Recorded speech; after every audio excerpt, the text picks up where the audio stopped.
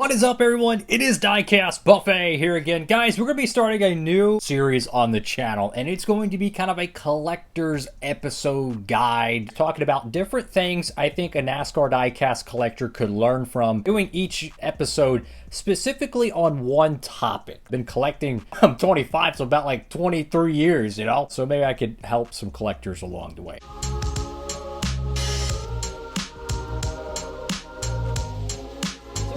Topic we'll be talking about here for diecast collectors is going to be presentation. Presentation for a diecast collection might be your best thing to start off with. Reason why? Well, when you have diecast, you're going to have a place to store them. This could be some practical advice that I would recommend for any diecast collector: how to store your cars and how to make a setup actually look really cool.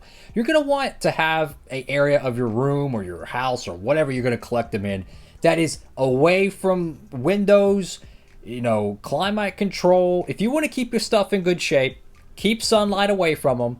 Make sure they're not out in a 150-degree shed, because your crap's going to get ruined. It's going to yellow, it's going to deteriorate, and you're going to have a bunch of broken pieces in a few years. What I would recommend is actually these clear plastic cases that are wall mounted. They're like the coolest thing ever, and I've had some of these for like a decade now. They're built tough, man. No Ford, but they're built tough, right?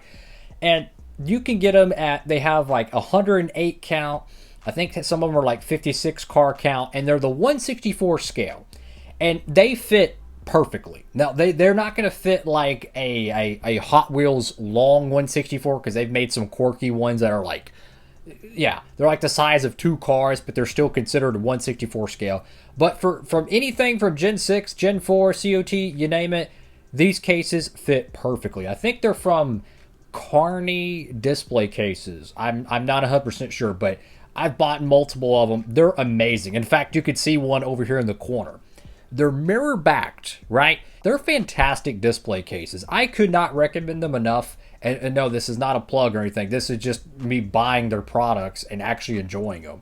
If they do watch this video, thank y'all for making some great stuff, by the way. My point is that I would find a spot in your house or your room that you could make a area that you could put your display cases in. Keep in mind, these display cases, they're not cheap, but they are well worth it. Keeps the dust off your cars. They're mirror backed. They look really nice and modern. You could hook it up with some lights. You could put like Christmas lights around it, and the lights will shine off the mirror. You can make some really dope looking displays with this stuff. Like some little, LED neon. You can make some cool stuff. I would use these as kind of my base, if you will, for your collection display, especially for your loose cars. They don't fit the 164 scales boxes. So if you want to keep your stuff in a box, this is not going to be a good collection option for you, because these cases fit the loose cars. For your box stuff, you probably want to go for more of a 124 case. I would look for a 124 scale diecast case. And I'm mostly a 164 collector, so this is what this video is going to be more oriented for. But if you have a 124 car case, the slots where you would put a 124 scale car are going to be wider. Thus, the 164 boxes would fit. So if you just want to keep your cars in the boxes, but you want to keep the dust off of them, and you want to have a nice display piece, this could be an option to look into. The key is to find a place that you can put your cars and display them, but not have to move them around a lot. These cases are a pain in the butt to get off the wall. So once you put them up, you don't want to take them down, right? Because you don't want to take a chance of cracking or breaking something on there. This is definitely more designed for a permanent collection solution, but that's something I would recommend as a collector for just presentation. And this video series I want to do, this is not specifically designed for new collectors. I kind of like to do a video specifically for that, for the new collectors that are jumping into the fish tank, so to speak, of NASCAR diecast collecting. This is more or less just some tips that I've learned from it. Because if you don't have to have dust on your cars, that's going to make your cars look a lot better. You don't have to maintain it. It's a lot easier. These are high quality display cases. Highly recommend it. Because when you keep your cars loose, you got to think about it. If you bump something, they're going to fall off the shelf. the desk, wherever you keep them, and they could shatter and be ruined. Especially if you got like Red Bull cars or something you really don't want to see destroyed. Put them in a display case. I know they're expensive. They're like $150 for a 108 car count case. I promise you, and I don't put this on a lot of things, but I promise you they are more than well worth it. I've had some of these cases for over a decade. Let me tell you, they're built like they're tough. I'm just keeping it real. They're tough. High quality, sharp looking stuff. The next category I want to touch on in this video, and I apologize if these videos are a little bit more long-winded. This is just a collector talking to a collector, right? This is just me being passionate about my hobby and wanting to share that with others. Is what are you going to be displaying? Now that we kind of have a crash course of how to display, what are we going to be displaying?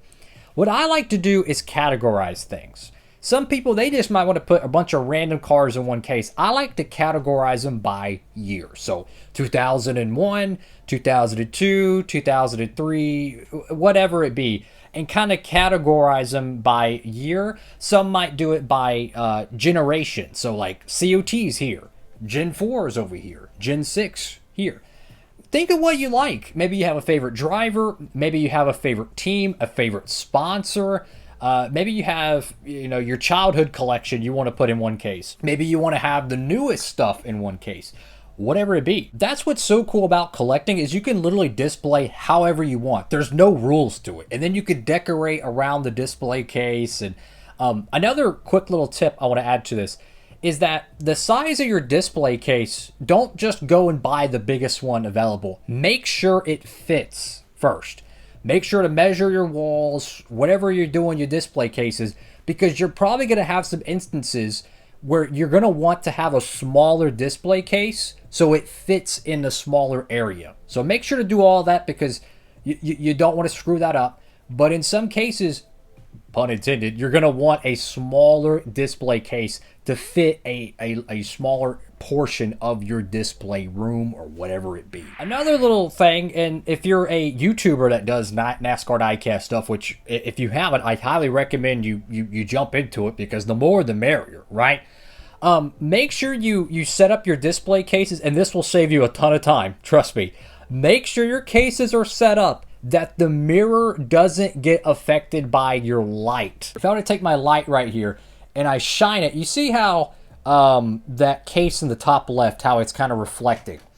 If I was to have a display case right over here behind me, it's going to have a nasty glare because it's essentially a plastic window. It's that simple. So when you're setting up a studio, make sure to present your stuff so it's in a portion. Like if you have a live stream, you're doing NASCAR gameplay or any gameplay, this could also be applied to Hot Wheels collectors as well. These things fit most Hot Wheels diecasts too. I would highly recommend if you're a Hot Wheels guy, or maybe even collect the Pixar Disney cars stuff, because I know there's cats that do that. It's pretty cool stuff. I grew up on those things, man. I got a lot of the original ones from like '06. Take the scale of a diecast like this. Just a random 1/64 diecast. This one fits in the Carney display cases. Compare it to a other form, a Hot Wheels car, a Disney Pixar car, and if it's similar dimensions to that, you're good. If it's not going to fit. That simple. So another layer to this video I think would be important is maybe some more budget-friendly ways to display cars. If you can't get the display cases, the wall-mounted ones, which I highly recommend. Some other great alternatives is these plastic 1/64 clamshells. So these little clamshells right here, you can put whatever you want in it. You could put little plastic parts. You could put, like if there's something small, like I don't know, like a paper clip or something, you don't want to lose it. These little plastic clamshells, let me get one that I can open up real quick. These little things are the coolest thing in the world, okay? You get the smallest size they have, which is for, it's meant for Hot Wheels, but, we're NASCAR diecast over here, even the Hot Wheels diecast. But anyways, they're reclosable. Pop it together, and now you have a sealed thing that can hold a NASCAR diecast. Now, you don't want to be chucking it like a football across the room because it will still chip, and it'll possibly crack the corners. But if you have a storage area, let's say you have a drawer, right? You have a drawer. You have your diecast in there. Well, instead of having them just sitting there loose, getting dust all over them, paint chipping, you could at least set them in these little plastic bubble areas. It gives them some sort of protection. That's what I'm trying to say. These things are extremely cheap. You could probably get like 200 of them for maybe like 70, give or take. That's like, what is like 30 cents a piece. Very inexpensive if you have a ton of cars. You know, some people, look, I'm not perfect, but I've seen some people store their diecast in like Ziploc bags, and I mean, they're just getting chipped up, okay? That's not the way to do it, especially the younger fans. So if you have if you're a parent and you have a younger fan, you're looking for some more friendlier alternatives to store your diecast, that's another great way for presentation, because then you could take that diecast and you could put it anywhere, display it anywhere. It won't get dust on it. If you knock it over, at least it protects the car a little bit better.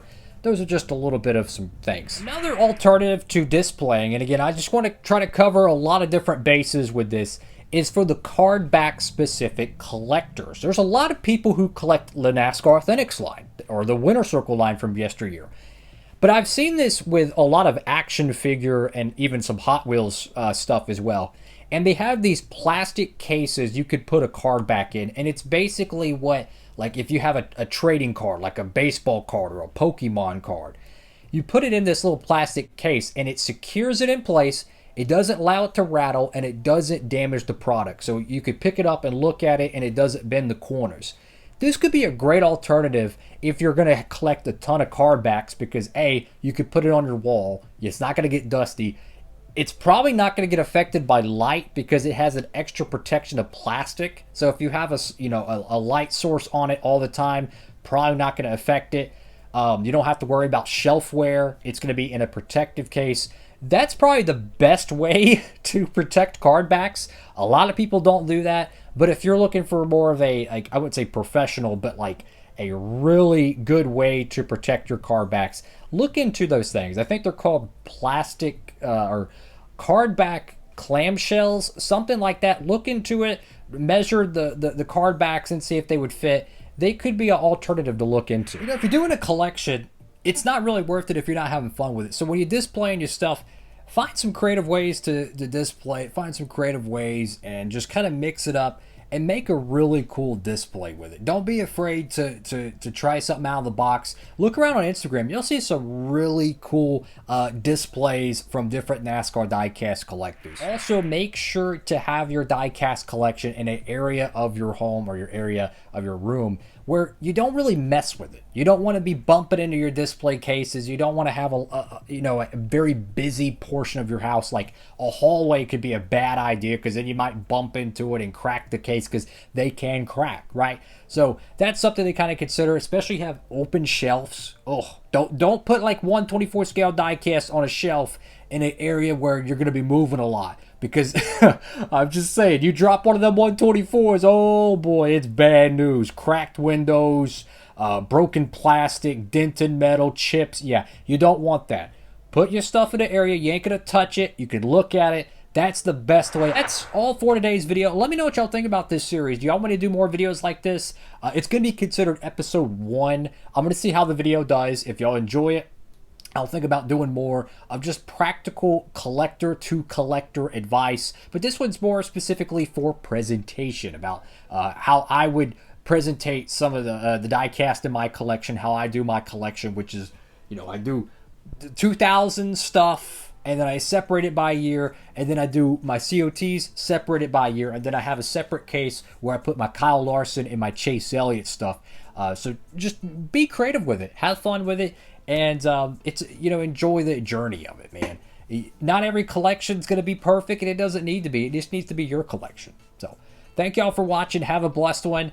And if you're looking for some diecasts, you want to help support the channel, head over to Circle B Diecast. Use promo code Diecastbuffet. They got a ton of cheap diecasts over there. So if you want to fill up your collection real quick, head over there, save you some money, and also help support the channel with that promo code. That is all for now. Diecastbuffet signing off.